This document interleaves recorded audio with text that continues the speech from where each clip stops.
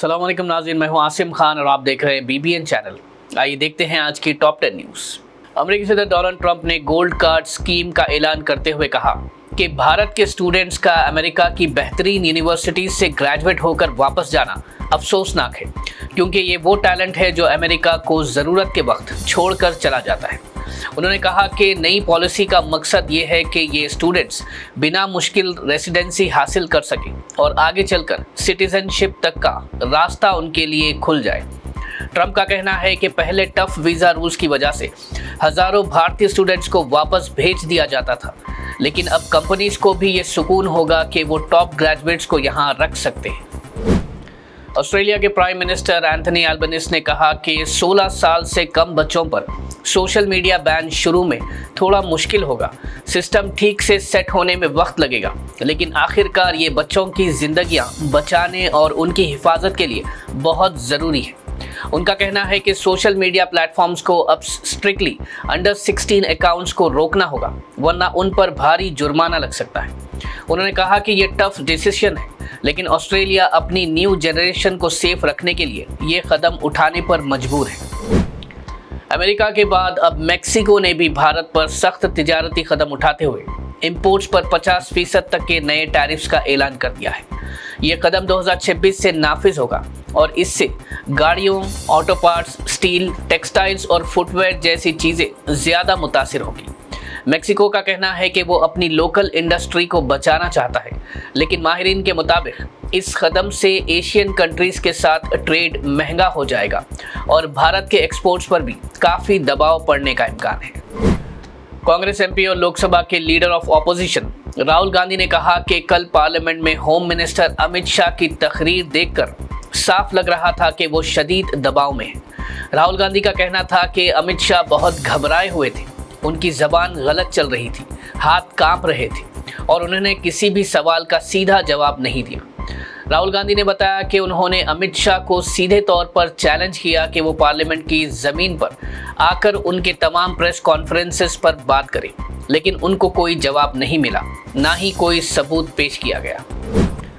Indigo ने कहा है कि 3 से 5 दिसंबर के दरमियान फ्लाइट डिसरप्शन से शदीद मुतासिर होने वाले मुसाफिरों को 10,000 रुपये के ट्रैवल वाउचर्स दिए जा रहे हैं, जो अगले 12 महीने तक किसी भी इंडिगो फ्लाइट पर इस्तेमाल हो सकते हैं।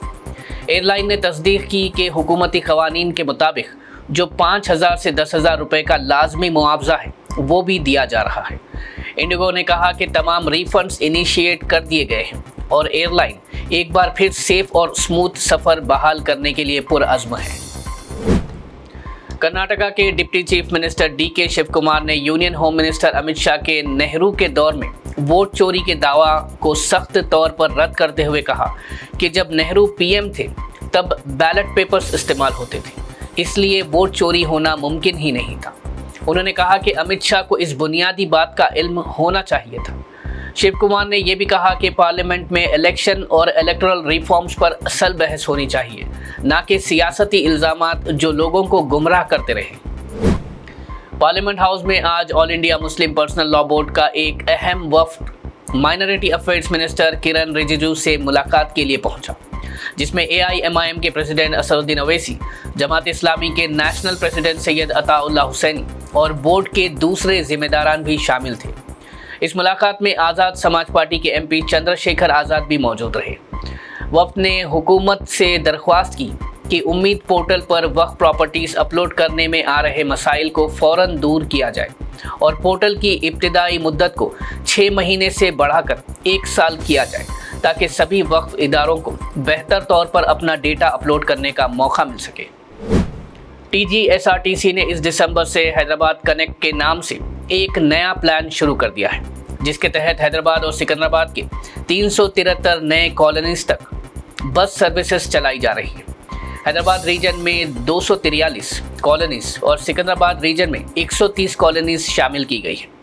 दिलसुख नगर और राजेंद्र नगर सबसे ज़्यादा कॉलोनीज कवर कर रहे हैं, जबकि सिकंदराबाद रीजन में GD मेटला और चेंगीचरला टॉप पर है। अथॉरिटी का कहना है कि इस नई सर्विसेज का मकसद शहर के दूर कौमी इलाकों को बेहतर पब्लिक ट्रांसपोर्ट से जोड़ना है। हैदराबाद पुलिस ने आवाम को क्रेडिट कार्ड फ्रॉड्स के बढ़ते हुए मामलों पर सख्त हिदायत देते हुए कहा कि स्कैमर्स आजकल फेक लिंक्स, नकली customer care numbers, QR code और फिशिंग मैसेजेस के जरिए लोगों के कार्ड डिटेल्स चुरा रहे हैं। पुलिस का कहना है कि किसी को भी OTP, पिन, CVV या कार्ड नंबर बिल्कुल शेयर ना करें और सिर्फ ऑफिशियल बैंक ऐप्स का ही इस्तेमाल करें। और अगर कोई अजीब ट्रांजैक्शन नजर आए तो फौरन साइबर क्राइम हेल्पलाइन 1930 पर रिपोर्ट करें। पुलिस का कहना है कि शहर में फ्रॉड के केसेस बढ़ रहे हैं, इसलिए सब लोगों को ज़्यादा एहतियात करना चाहिए।